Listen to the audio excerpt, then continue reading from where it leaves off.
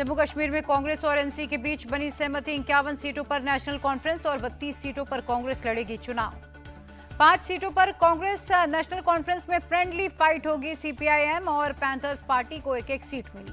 केसी वेणुगोपाल बोले, हम जम्मू कश्मीर को बचाने के लिए साथ आए हैं, बीजेपी बर्बाद कर रही है। जम्मू के बीजेपी ऑफिस में कार्यकर्ताओं का हंगामा। कांग्रेस से आए लोगों को टिकट देने पर जताई नाराजगी। जम्मू नॉर्थ में ओमी खजूरिया का टिकट कटने से कार्यकर्ता नाराज थे। पहली लिस्ट में जम्मू नॉर्थ से श्यामलाल शर्मा को दिया गया था टिकट। हंगामे के बाद बीजेपी ने पहली लिस्ट वापस ली। पहली लिस्ट में 44 उम्मीदवारों के नाम थे। हंगामा बढ़ता देख रविंद्र रैना ने केबिन का दरवाजा किया बंद। हंगामा शांत होने के बाद केबिन से बाहर आई।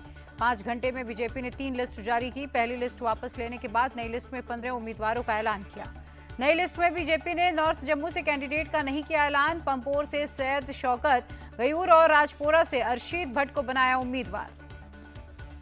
शोपियां से जावेद अहमद कादरी, अनंतनाग से सैयद वजाहत, अनंतनाग पश्चिम से मोहम्मद रफीक वानी को बनाया अपना कैंडिडेट। रामबन से राकेश ठाकुर को मिला टिकट। कार्यकर्ताओं ने किया भव्य स्वागत।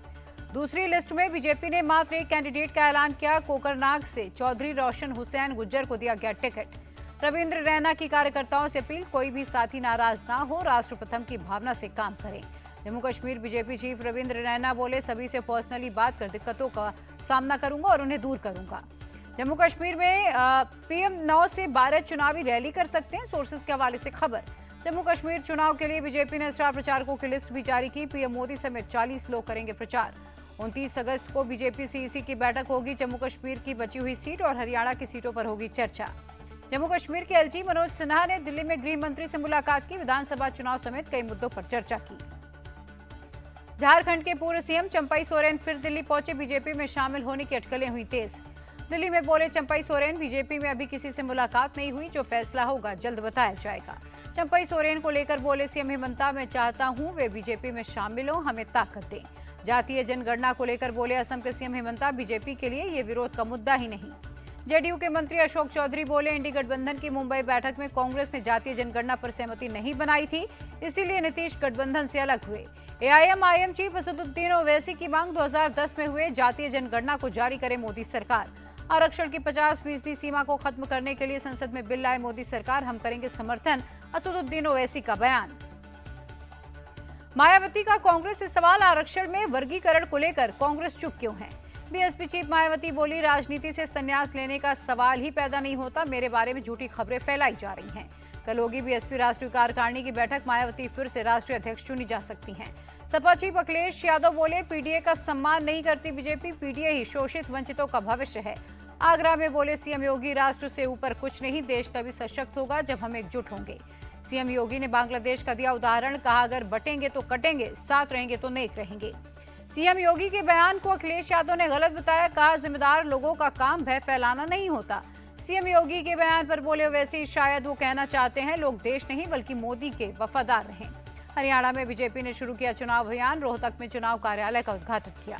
रोहतक में बोले सीएम नायब सिंह सैनी, हरियाणा में तीसरी बार बीजेपी की सरकार बनेगी। दिल्ली में हरियाणा कांग्रेस स्क्रीनिंग कमेटी की बैठक, डीके शिव कुमार, दीपेंद्र हुड्डा हुए शामिल।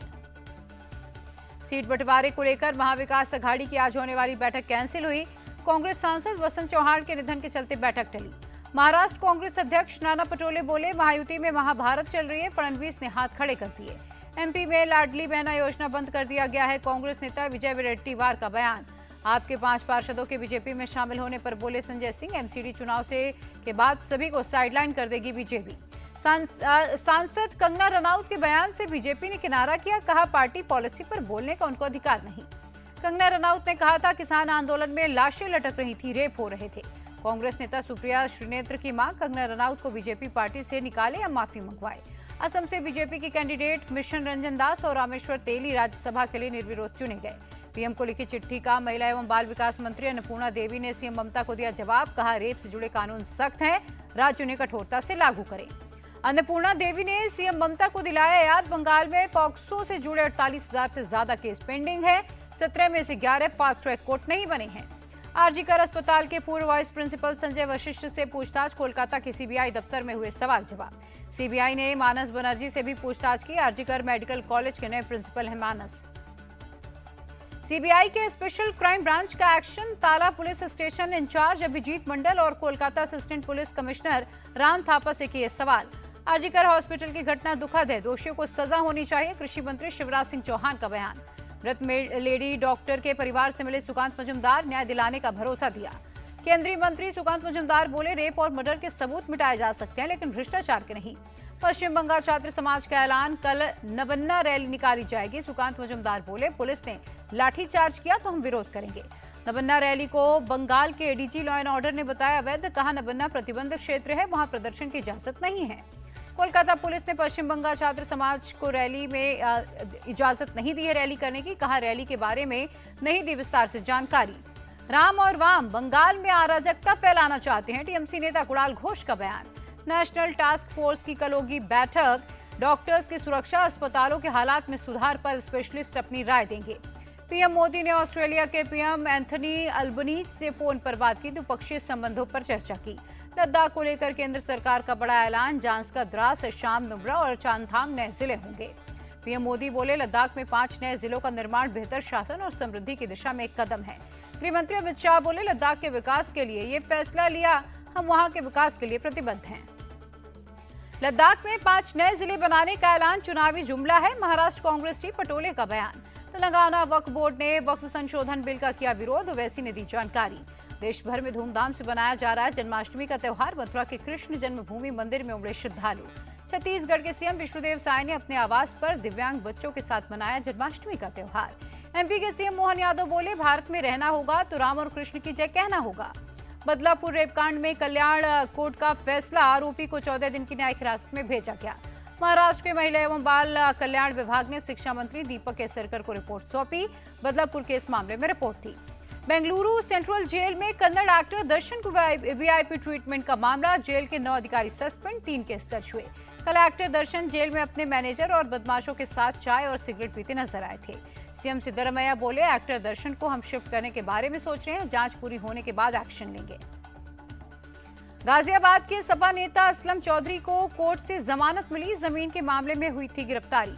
आरजेडी के शासन में लालू यादव ने अपराधियों को बढ़ावा दिया था, बिहार के मंत्री मंगल पांडे का बयान।